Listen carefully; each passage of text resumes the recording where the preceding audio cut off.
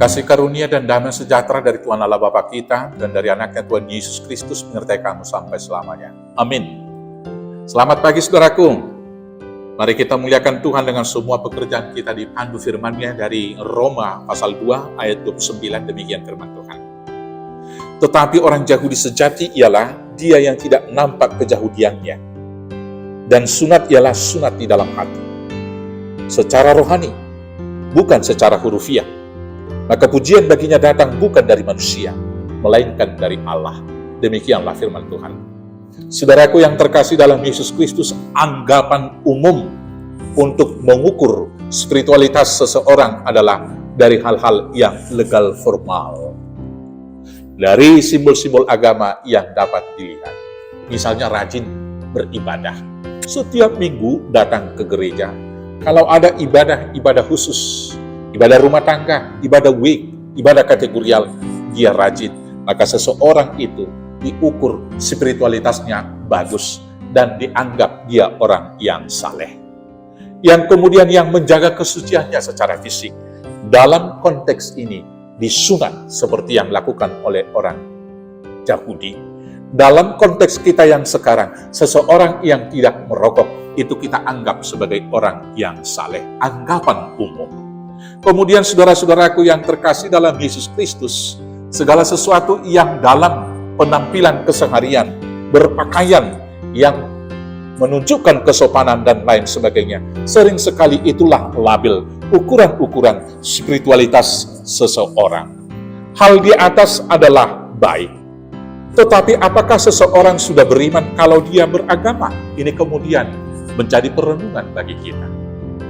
Apakah benar seorang yang beribadah itu sudah beriman? Apakah benar seorang yang beragama itu sudah beriman?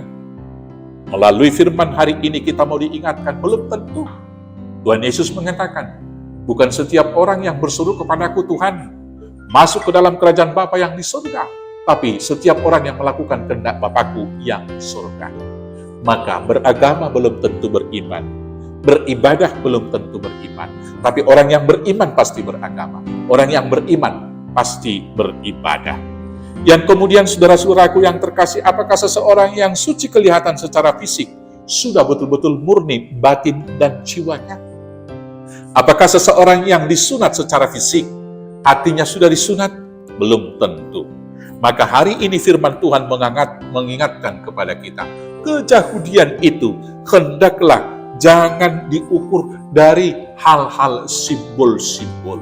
Tapi keyahudian itu harus diukur sebagaimana dia adalah anak Abraham, anak Tuhan yang memiliki kepercayaan kepada Yahweh.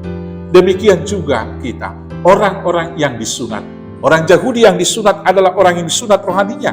Demikian juga kita yang disunat rohani oleh Kristus Yesus di dalam baptisan harus nampak secara rohani yang membuahkan buah-buah yang baik dalam kehidupan kita. Seseorang yang disunat itu harus nyata membuahkan buah-buah Roh Kudus di dalam kehidupan. Maka kekudusan itu harus dimulai dari hati. Karena itulah Amsal mengatakan di dalam Amsal 4 ayat 23, jagalah hatimu dengan seksama, sebab dari sanalah mengalir air kehidupan. Ialah hati kita masing-masing yang disunat. Ialah hati kita masing-masing yang didiami Roh Kudus. Dengan demikianlah kita nyata anak-anak Allah yang membuahkan buah-buah yang baik, yaitu buah Roh Kudus. Tuhan Yesus memberkati. Amin. Kita bersatu dalam doa. Terima kasih Bapa.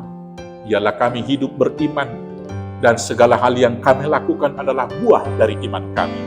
Ibadah, doa, dan juga hal-hal yang baik yang boleh kami lakukan kepada sesama. Ialah itu buah dari iman yang lahir dari hati kami. Dengan demikianlah pujian kami benar di hadapan Tuhan. Dengan demikianlah kami menjadi berkat bagi sesama. Hanya di dalam nama Yesus Kristus Tuhan Juru Selamat kami yang hidup. Amin. Selamat beraktivitas. Tuhan Yesus memberkati. Horas, horas, horas.